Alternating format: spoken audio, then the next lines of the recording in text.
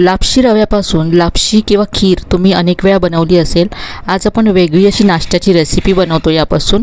तर इथे मी 1 कप लापशी रवा घेतला आहे. हा मी बारीक जो असतो लापशी रवा तो घेतला आहे. तुम्ही जाड किंवा बारीक कोणताही घेतला तरी चालेल. यामध्ये अर्धा कप दही घालायचं आहे. दही मी फेटून घेतलेलं नाही आहे कारण आपण हे मिक्सरमध्येच फिरवून घेणार आहोत. दह्याच्याच कपामध्ये मी अर्धा कप पाणी घातलं आहे. सुरुवातीला अर्धा कप पाणी घातलं आहे. मिक्स करूया आणि लागेल तसं आणखी पाणी यामध्ये घालू आपण. तर हे मला अजूनही घट्ट वाटतं. इथे मी आणखी पाव कप पाणी यामध्ये घातलं. सगळं मिक्स करायचं आहे आणि झाकून हे 10 ते 15 मिनटं बाजूला ठेवून द्यायचं आहे, म्हणजे हा रवा छान भिजेल. तोपर्यंत आपण चटणी बनवूया. तर इथे मी मिक्सरचं भांडं घेतलं. यामध्ये 1 वाटी ओलं खोबरं घातलं, 1 चमचा चणे घातलेत, डाळवं घालू शकता, 2 हिरव्या मिरच्या घातल्यात, थोडंसं आलं, थोडीशी चिंच घातली, चवीप्रमाणे मीठ घालायचं आहे, कोथिंबीर घालायची आहे आणि पाणी घालून ही चटणी वाटून घेतली. आता चटणीवर घालण्यासाठी फोडणी तयार करूया. 1 चमचा तेल गरम केलं. यामध्ये अर्धा चमचा मोहरी, कढीपत्ता आणि लाल मिरची घातली. ही तयार फोडणी चटणीवरती घालायची आहे. तर मस्त अशी आपली ही खोबऱ्याची चटणी तयार झाली आहे. चटणी तयार आहे. आता आपण पुढची कृती करूया. तर हे मिश्रण जे आपण झाकून ठेवलं होतं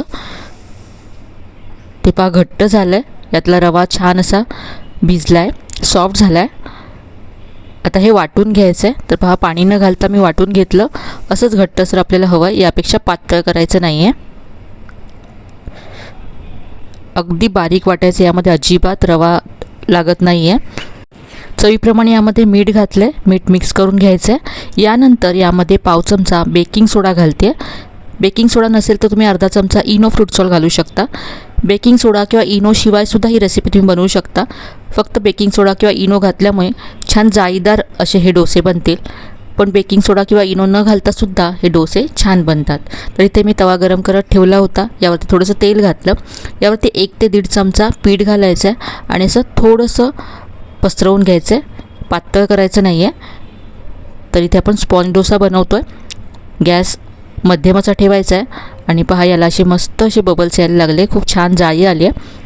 वरून पूर्ण ड्राय झाल्यानंतरच आपल्याला ह्याला उलटून घ्यायचं आहे. तसं तर याला दुसऱ्या बाजूने भाजायची गरज नाही आहे. एकाच बाजूने भाजलं तरी व्यवस्थित असा भाजला जातो. पाहू शकता खूप मस्त रंग आला आहे. दुसऱ्या बाजूने सुद्धा मी हे थोडासा भाजून घेतला. तर अगदी जाळीदार असा स्पॉन्ज डोसा लापशी रव्यापासून तयार झाला आहे. इथे मी आणखी एक तयार करून घेते. एकानंतर एक झटपट तयार होतात.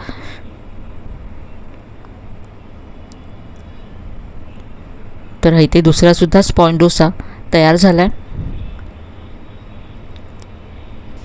तर अगदी सोपा आणि मस्त असा नाश्ता आहे.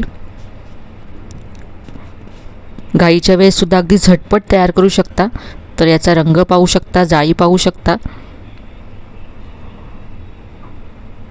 तर ही चटणी आणि स्पॉन्ज डोसा असा मस्त असा नाश्ता तयार झाला आहे. तुम्हीसुद्धा नक्की करून पहा, तुम्हाला नक्कीच आवडेल. तर लापशी रव्यापासून हा स्पॉन्ज डोसा एकदा तरी नक्की करून पहा. रेसिपी आवडली असेल तर व्हिडिओला लाईक करा, शेअर करा. चॅनलला अजून सबस्क्राईब केलं नसेल तर नक्की सबस्क्राईब करा. चला तर पुन्हा भेटूया अशा छान छान आणि नवीन नवीन रेसिपीसह. तोपर्यंत धन्यवाद.